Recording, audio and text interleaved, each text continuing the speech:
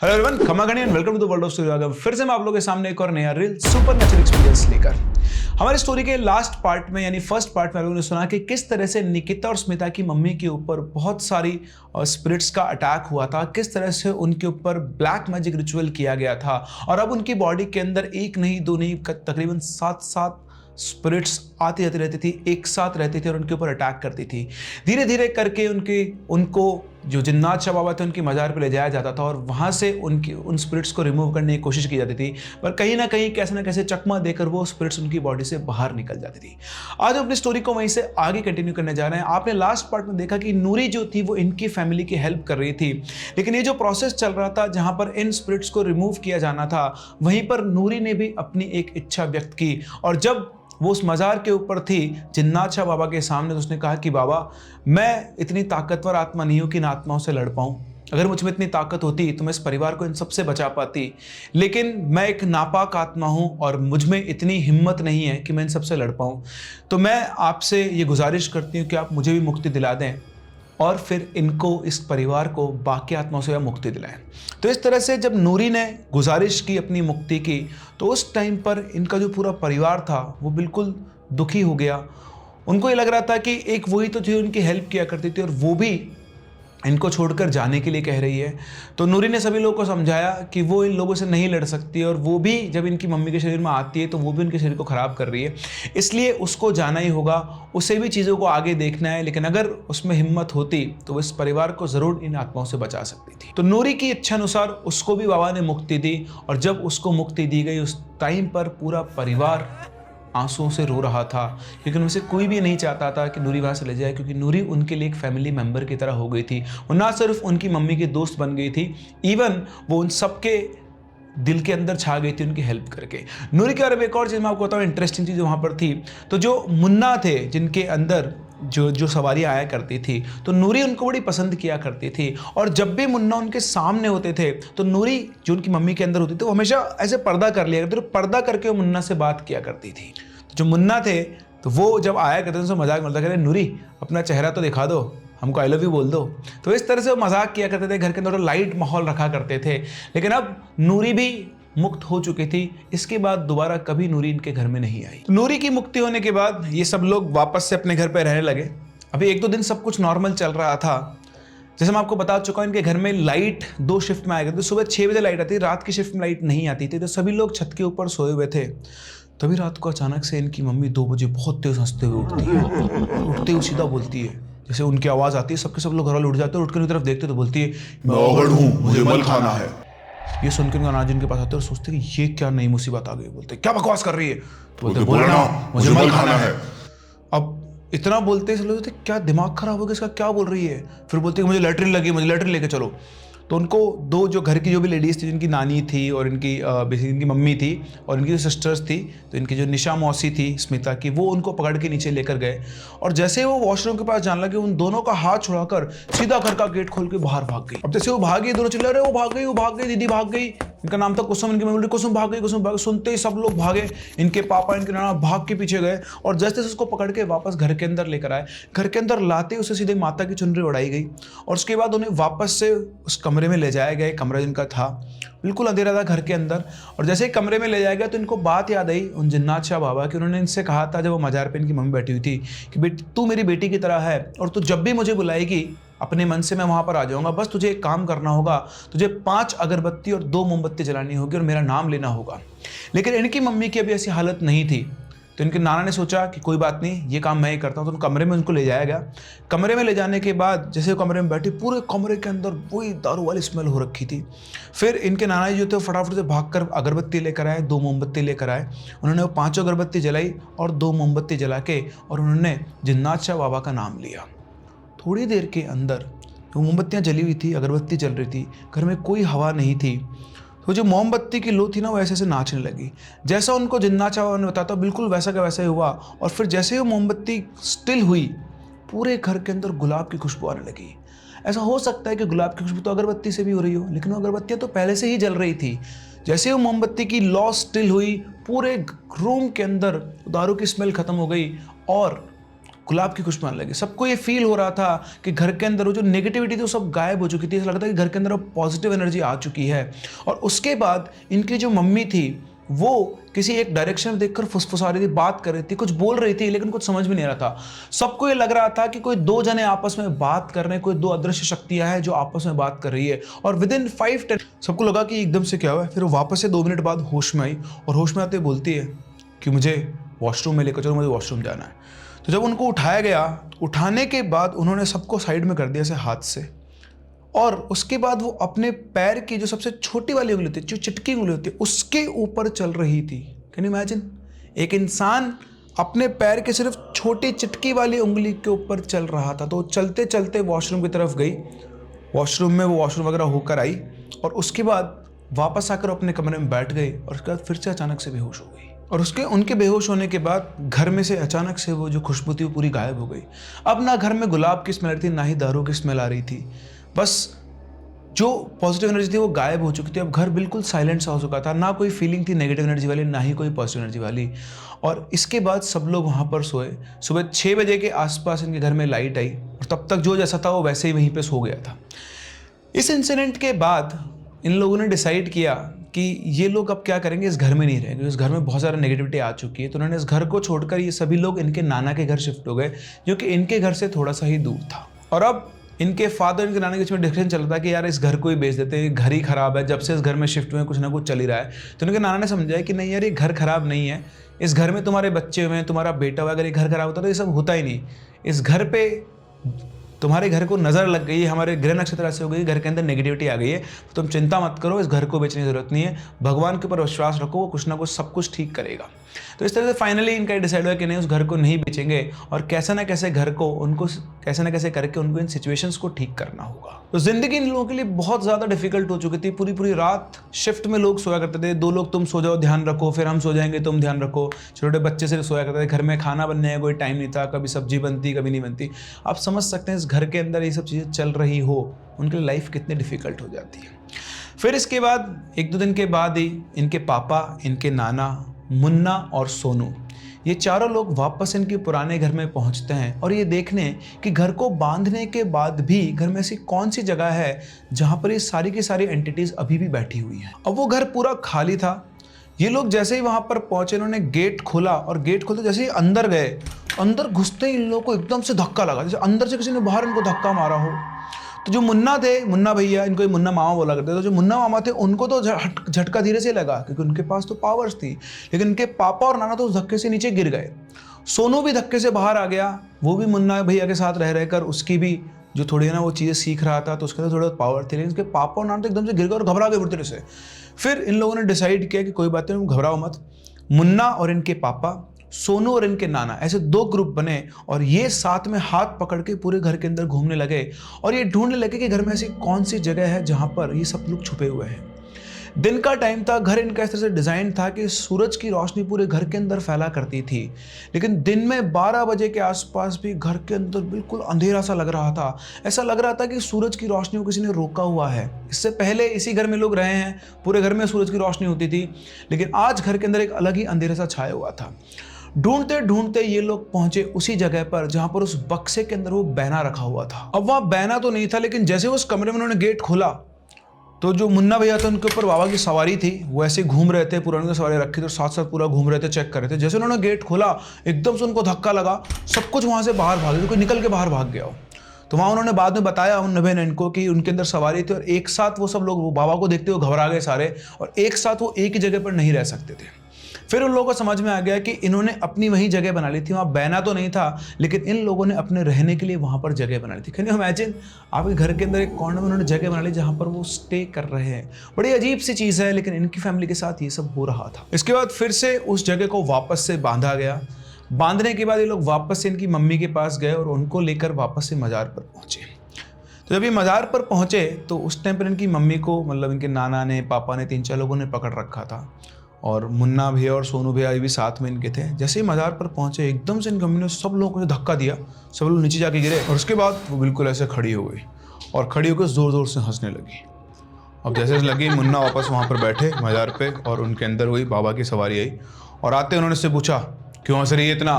तो उस टाइम पर इनकी जो नानी थी वो लखनऊ गई हुई थी, उनको उनके नाना छोड़ के आए थे, जैसा कि आप लोगों को पता है। और इधर इनकी मम्मी कि तुम किस किस को बचाओगे, इसे बचाओगे या इसके बच्चे को बचाओगे? जाओ पहले इसके बच्चे को बचा लो वरना हम उसे मार देंगे। इतना सुनते सबके होश उड़ गए, क्योंकि घर पे जो इनका सबसे छोटा भाई था 6 महीने का, वो वहाँ पर था। घर में और भी मेंबर्स थे, लेकिन उनकी इन सब चीज़ों का कुछ भी नहीं चलती। जो मुन्ना थे इनके ऊपर बाबा आए, तो बाबा ने फटाफट सोनू को इनके घर की तरफ भेजा, बोले जा, और उससे उन्होंने बोल दिया कि तू चिंता मत कर, तू वहाँ पहुँच, मैं अपने यहाँ से दूध भेज रहा हूँ, वो कुछ भी नहीं होने देंगे। तो वहाँ जब ये लोग पहुँचे तो बेसिकली वो जो बच्चा था वो पलंग के ऊपर सोया हुआ था, और उनके जो दूध थे वो उस पलंग तक नहीं जा सकते थे, क्योंकि उसको अशुद्ध माना जाता है और वो उस जगह को टच नहीं कर सकते हैं। तो अगर बच्चा नीचे होता है कहीं हो रहा था तो वो उसको प्रोटेक्ट कर सकते थे, लेकिन वो पलंग उनके लिए एक अशुद्ध जगह थी, इसलिए वो उस पलंग को टच नहीं कर सकते थे। फिर बाबा ने तुरंत सोनू से कम्युनिकेट किया और उसको बोला जितना जल्दी हो सकते वहाँ पर पहुँच। तो फटाफट से वहाँ पर देखा उसने बच्चे वहाँ, तो फटाफट से बच्चे को उठाया और नीचे ज़मीन पर रख दिया। और ज़मीन पर रखने के बाद बच्चा बहुत तेज तेज रोने लगा।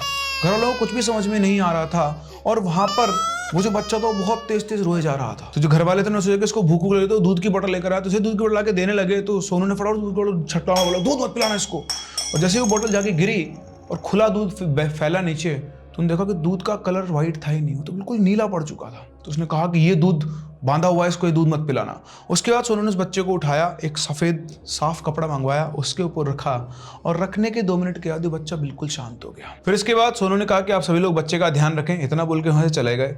अब शायद जो बाबा ने दूध भेजे थे वो उनको ये चीज़ बोल कर गए थे। वापस वो मज़ार पर पहुँचा तो वहाँ देखा तो इनकी जो मम्मी थी वो बेहोश हो गई थी। और अब यहाँ पर डिस्कशन चल रहा था कि आखिर ये हो क्या रहा है। कल रात 2-3 दिन पहले जो ओघड़ वाला केस हुआ था वो हुआ, ये सब हुआ, उनको समझ नहीं आता कि क्या चल रहा है इनकी दुनिया के अंदर, कब कौन आ रहा है कौन जा रहा है, कुछ पता ही नहीं चल रहा है। तो फिर इसके बाद जो मुन्ना थे इनके शरीर के अंदर बाबा आए हुए थे, तो उन्होंने फिर इस चीज़ का सलूशन बताया। तो इन्हीं की मज़ार के पास में एक और स्थान था। अब यहाँ पर एंट्री होती है एक और बाबा की, जिनका नाम था वीर पहलवान बाबा। उनको बुलाया गया, मतलब बुलाया क्या गया, वो खुद ही अपने आप आ गए। पता नहीं क्या चल रहा है, कैसे हो रहा है, शायद उनको पता चल गया कि यहाँ बहुत भाई साहब सिस्टम ना बिगड़ा हुआ है। तो अब आते हैं वीर पहलवान बाबा मुन्ना की बॉडी के अंदर, आके बोलते हैं कि तुम लोग चिंता मत करो, अब मैं यहाँ आ गया हूँ, मैं चलता हूँ तुम्हारे साथ, देखता हूँ कौन कौन यहाँ पर है, इन सबको तो मैं यूँ ही रवाना कर दूंगा। इतना बोलने के बाद वो सभी लोग को बोला कि तुम लोग घर चलो, मैं वहाँ पहुँच जाऊँगा। अब इनविजिबल फॉर्म में इन सभी लोगों के साथ वीर पहलवान बाबा इनके घर पहुंच चुके थे। शायद मुन्ना उनसे कम्युनिकेट कर पा रहे थे, तो ये लोग घर पहुंचे पहले इनके नाना के, फिर मुन्ना उनको लेकर इनके पुराने घर में गए। वहाँ इनके नाना और पापा भी साथ में, और जैसे उस घर में घुसे इन लोगों को किसी तरह की कोई नेगेटिविटी फील नहीं हुई। मुझे लग रहा था कि शायद इनके आने से सब कुछ चला गया है। और अगले 2-3 दिन तक सब कुछ नॉर्मल ही रहा। ऑल्दो उस घर में नहीं थे, लेकिन ये दिन में 2 से 3 बार उस घर के अंदर जाया करते थे, क्योंकि इनको मुन्ना और सोनू ने एक प्रोसेस बताया हुआ था, दिया जलाना होता था, अगरबत्ती लगानी होती थी, तो वो करने वो जाया करते थे। और एज सच इनको इनके नाना के घर में भी अब किसी भी तरह की कोई नेगेटिविटी फील नहीं हो रही थी। तो इस तरह से 2-3 दिन के बाद ये लोग वापस से अपने घर के अंदर आए। इनकी मम्मी भी आई, बच्चे सभी लोग आए, उनके साथ इनके नाना, इनकी मौसी। तो उस घर में इनके किराएदार मेजरली रहा करते थे कि, और इनका ये वाला घर बहुत बड़ा था, सब आराम से रह सकते थे। तो सभी लोग वापस से यहाँ पर आए, और फिर से जैसे घर में घुसे सभी लोगों को अच्छा फील हो रहा था कि चलो फाइनली इनको लग रहा था कि चलो वीर पहलवान बाबा जो आए हैं उनके चमत्कार से हमारे को थोड़ी मुक्ति मिल गई है। लेकिन शायद ये भी उनकी गलत फहमी थी। आज की रात इनके लिए बहुत भारी होने वाली थी। रात को बिल्कुल वैसा ही नाइट शिफ्ट में लाइट नहीं थी, सभी लोग अपनी अपनी छत पर सोए हुए थे। अभी सब लोग बस सोए थे कि तभी अचानक से सब लोगों की आंख खुलती है किसी के चिल्लाने के आवाज। उन्होंने देखा तो इनकी मम्मी बिल्कुल बीच में बैठी हुई थी और ऐसे करके बहुत तेज आवाज में चिल्ला रही थी। वो इतनी तेज आवाज में चिल्ला रही थी कि अड़ोस पड़ोस के सारे मकानों के लोग इन्हीं के घर की तरफ देख रहे थे, और यहाँ पे सबकी हालत टाइट थी। अब जैसे ही बात सोनू को पता लगी, वो भागता उनके घर में पहुंचा, और जहाँ वहाँ जाकर देखता है तो उसकी जो इनकी जो मम्मी थी वो भाई साहब बहुत तेज तेज चिल्ला रही है, और ऐसे अपना सिर हिला रही है, और पाँव ऐसे हाथ यूँ ज़मीन के ऊपर हाथ मार रही है। और एक मोमेंट तो ऐसा आ गया था कि बिल्कुल वो हाथ के बल ही यूँ खड़ी हो गई थी, मतलब हाथ नीचे रख के और बिल्कुल शरीर ऊपर उठा दिया था। अब इतना देखते पता नहीं एकदम से सोनू के अंदर क्या हुआ, वो एकदम से उछल कूद मचा लगा, ऐसे हवा में ज़मीन पर बैठे ही घुटना और 2-2 फीट ऊपर उछलने लगे। मतलब आप समझे, आप घुटनों के बल बैठे ज़मीन पर, आप 2-2 फीट ऊपर उछल रहे थे, आपके घुटने छिल जाएंगे। और वो ऐसे घुटनों के एकदम से बेसिकली उनके अंदर भी बाबा की सवारी आ गई थी और आज बाबा बहुत भयंकर गुस्से में थे। इन जनरल बाबा को आह्वान करके इनके शरीर में बुलाया जाता था, लेकिन आज वो अपने आप आ गए थे और आज वो बोल रहे थे कि मैं भी देखता हूँ आज कौन है तू, कहाँ से आई है। तो जब डिस्कशन हुआ डिटेल से तो पता लगा कि ये कोई एक चुड़ैल है, ये वो एंटिटीज है ही नहीं जो यहाँ पर थी। अब ये बात किसी के गले में नहीं समझ कि ये कहाँ से नई चीज़ आ गई है, किसी को कुछ भी समझ नहीं आ रहा था। फिर उन्होंने वीर पहलवान बाबा को बुलाया, वो आए, उन्होंने कुछ अपना सिस्टम किया वहाँ पर, उसके बाद उनको शांत किया कि मम्मी बेहोश हुई। फिर सब लोग थोड़ा सख्त वहाँ से आए, उसके अंदर से उनको संभाल के रखा। फिर जब सुबह हुई तो सुबह होने के बाद सोनू, मुन्ना, इनके पापा, नाना वापस से पहुँचे इनको लेकर मज़ार पर। और अब आज पॉइंट ऑफ डिस्कशन ये था कि सब क्या चल रहा है। पहले कुछ एंटिटीज़ थी, अब एक नई एंटिटी आ गई है। तो फिर से मुन्ना अपनी जगह पर जाकर बैठे, उन्होंने बाबा का आह्वान किया। जैसे उन्होंने उनका आह्वान किया और फिर इनकी मम्मी को सामने लाए तो अचानक से इनकी मम्मी खड़ी हुई और उन्होंने नाचना शुरू कर दिया। और पौन घंटे तक, 45 मिनट तक वो नॉन स्टॉप नाचती रही, किसी की बात नहीं, बस वो नाच रही है। जब पूछा गया, पता किया उन्होंने, बाबा ने बात करके उसको कंट्रोल किया, फिर पूछा तो पता लगा कि उसके अंदर किसी नचनिया की आत्मा आ गई थी। अब सबको समझ में आता ये चल क्या रहा है। तो फिर यहाँ पर बाबा ने चीज़ों को लिंक करना शुरू किया और उन्होंने बताया कि इसके शरीर को एक खुला रास्ता बना दिया गया है। और हो क्या रहा है कि आत्माओं को देखकर आत्माएं अट्रैक्ट हो रही है, उनको लग रहा है कि शरीर में आसानी से घुसा जा सकता है और इनमें से कई लोगों को मजार के ऊपर मुक्ति मिल रही है। तो मुक्ति पाने के चक्कर में एक के बाद एक नई नई एंटिटीज इसकी तरफ अट्रैक्ट हो रही है। ये सबके लिए बिल्कुल एक नई चीज़, मतलब ये कैसे पॉसिबल है। बट जो चल रहा था वो सबकी आंखों के सामने साफ साफ दिख रहा था। अब बैठकर बाबा ने पूरा हिसाब लगाया और फिर उन्होंने इन चीज़ों को कंट्रोल करना शुरू किया। यहाँ पर आपके सामने एक और बड़ी अलग और अजीब सी चीज़ सामने आने वाली है कि सबसे पहले उन्होंने, जैसा इन्होंने मुझे बताया, आई डोंट नो ये सब क्या है क्या नहीं है, बट जो इनकी फैमिली के साथ हो रहा था और जो डिस्क्रिप्शन इन्होंने दिया है वो एग्जैक्टली मैं आपके सामने नरेट कर रहा हूँ।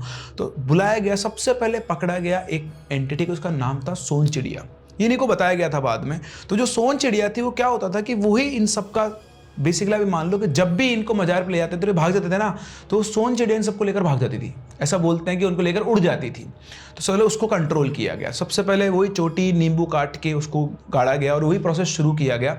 और पहले उसको, फिर दूसरी को, फिर तीसरी को, इस तरह से एक एक करके वापस से उनकी बॉडी से सारी आत्माओं को मुक्ति दिलाना शुरू किया गया। फिर ये प्रोसेस होने के बाद वापस से ये लोग घर पे आए। इन्हें लगा कि चलो अब ठीक है, आज पूरा जो पजल थी, जो पहेली थी, वो सुलझ गई है और अब इनको इतनी परेशानी नहीं होगी।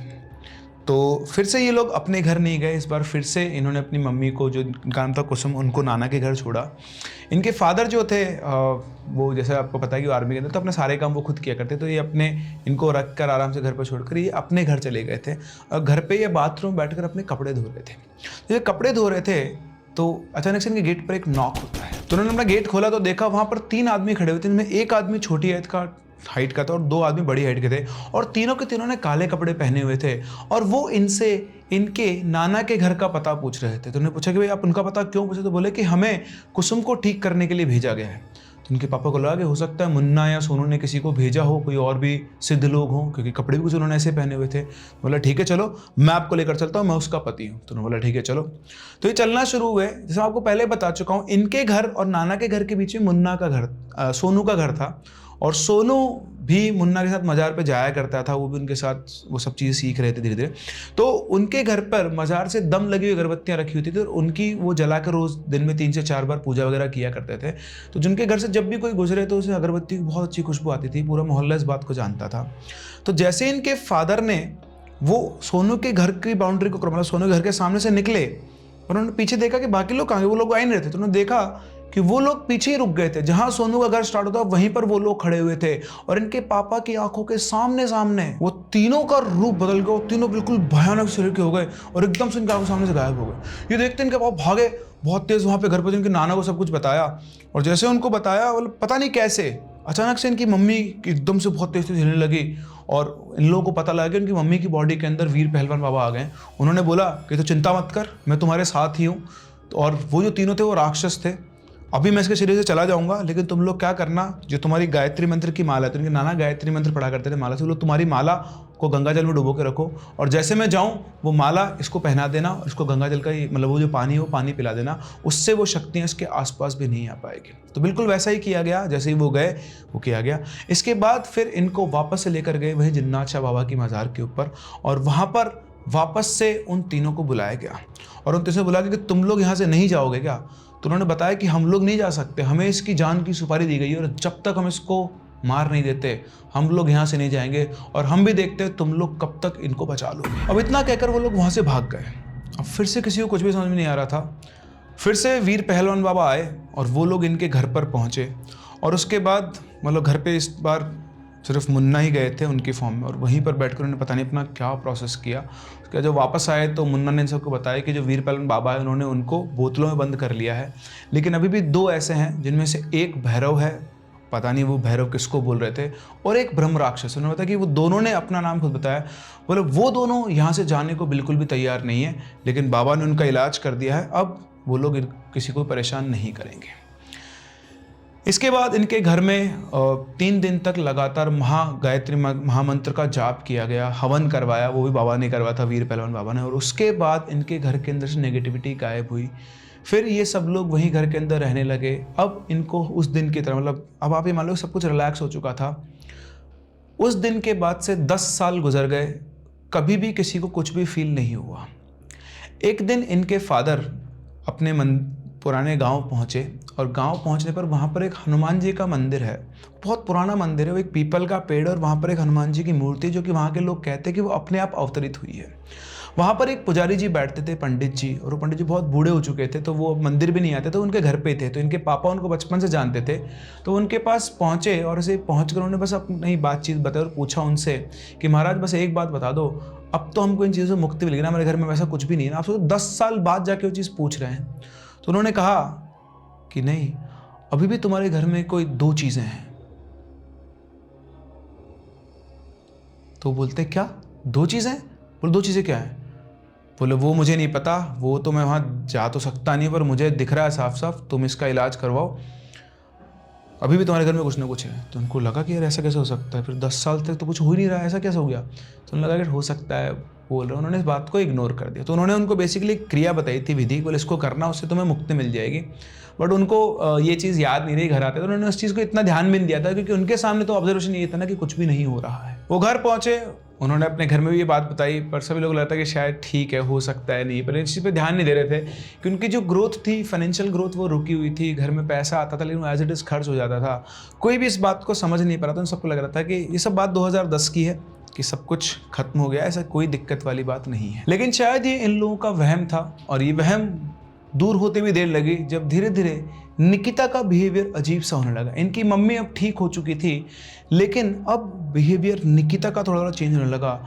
वो बार बार हलवा पूरी खाने की इच्छा पैदा किया, बोलती कि मम्मी हलवा पूरी खानी है, हलवा पूरी खानी है। जब देखो तो वो एक ही चीज़ खाने की मांग करती थी, हलवा पूरी। और दूसरी जिद वो क्या करती थी, हनुमान मंदिर जाने की, कि हनुमान मंदिर जाना है, हनुमान मंदिर जाना है। तो ठीक है, अच्छी बात है भाई, भगवान की पूजा करना तो बहुत ही अच्छी बात है, उसमें दिक्कत क्या है? घर वाले सोचते कि चलो ठीक है, इसको हनुमान मंदिर जाने की इच्छा है, तो बोलते थे कि ठीक है, तुमको हनुमान मंदिर ले चलेंगे। पर भगवान तो मंदिर में और घर में सब एक ही जगह, तुम घर में बैठ के हनुमान जी की पूजा करो। बोलते नहीं, हमें तो उसी हनुमान मंदिर जाना। तो एक स्पेसिफिकली एक हनुमान मंदिर का नाम लिया करती थी। तो उनकी सिस्टर ने वही हनुमान मंदिर जाने की जिद पकड़ी हुई थी। ऑल्दो वो घर पे बैठकर हनुमान चालीसा का पाठ किया करती थी और बजरंग बाण का पाठ करती थी। घर में शुरू से ही बजरंग बाण और हनुमान चालीसा चलाई करते थे, तो वो पाठ किया करती थी। लेकिन वो हर दिन उठकर एक ही बोलते थे कि हमें हनुमान मंदिर ले चलो, हमें हनुमान मंदिर ले चलो। अब इन सब लोगों को ये चीज़ समझ में नहीं आती। तो इनके घर में एक पंडित जाते थे, मिश्रा पंडित जी उनका नाम था। तो मिश्रा पंडित जी जब आए तो उन्हें ये सब बात बताई गई, तो वो भी बहुत पहुँचे हुए पंडित जी थे। तो उन्होंने जब बात की, तो एक्चुअली इससे पहले इनके घर में एक इंसिडेंट हुआ था। जो इनकी मम्मी को मज़ार पे ले जाया करता था, उनके शरीर से उन सब एंटिटीज़ को निकाला जा रहा था। तो जो बाबा थे, है ना, जिनकी मज़ार पे लेके जाते थे, तो उनका एक आत्मा से बहुत भयंकर टसल हुआ था, बहुत भयंकर, इनकी गहमा गहमी मतलब आप बोल सकते हो। तो जो जिस आत्मा से टसल हुई थी वो ब्रह्म राक्षस था, जो ये बताते थे, उन्होंने खुद बताया था। तो उसने कहा था कि तुम कुछ भी कर लो, मैं तुमसे नहीं जा सकता हूँ, मैं जाऊंगा तो किसी हिंदू पंडित से जाऊंगा, और ना मैं नहीं जाऊंगा। तो इस तरह से इनके घर के अंदर वो एक एंटिटी रह गई थी, और वो एंटिटी अब इनके साथ ही रहती थी। उसने अपने आप को मतलब अपनी आइडेंटिटी को छुपा लिया था, और अब उसकी आइडेंटिटी रिवील हो रही थी निकिता के थ्रू।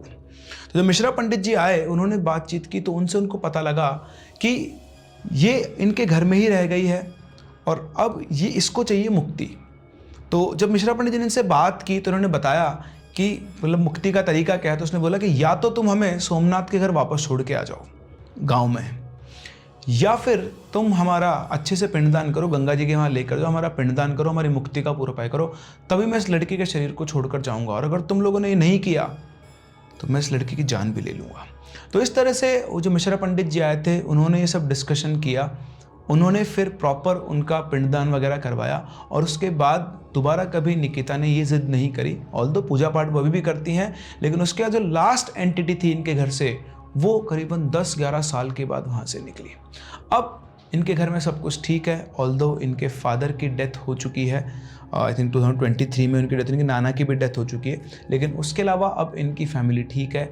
एज सच उसके बाद दोबारा इनकी फैमिली में किसी के ऊपर अटैक नहीं हुआ। एक इंसिडेंट और मुझे याद आया, जब इनकी मम्मी के अंदर वो जो चुड़ैल आई थी, तो जब वो आई थी ना, एक दिन की बात है कि इन लोगों के घर में खाना बन रहा था, तो इनकी मम्मी बोली कि भूख लगी है, तो वो खाना खाने बैठ गई। अब जितना भी घर के अंदर 10-12 लोग थे, सबका खाना बना था, और उसने 1 रोटी खाई, 2 रोटी खाई, 3, 4, 5 रोटी अब बनती जा रही, वो खाते जा रही। रोटी, चावल और दाल बनी थी कुकर के अंदर। तो पहले उन्होंने ऐसे खाना शुरू किया, फिर उसके बाद जब वो रोटी खत्म हो गई, चावल खत्म हो गए, तो कुकर लेके बैठ गए, कुकर में तो दोनों हाथ से खाना खा रही थी। मतलब ऐसी ऐसी चीज़ें इनकी फैमिली ने फेस की है जिनको शायद हम में से कई लोग इमेजिन भी नहीं कर सकते। आप ऐसे कई लोगों को इनमें से कई चीज़ें बनावटी लग रहा होगा कि यार ये सब तो स्क्रिप्टेड है, लेकिन इन्होंने मेरे को अपनी फैमिली की बात करते हुए रिकॉर्डिंग्स तक भेजी हुई, फ़ोन पे बताते क्या क्या इंसिडेंट होते रिकॉल करते हुए, तो वो मैंने सुनी है।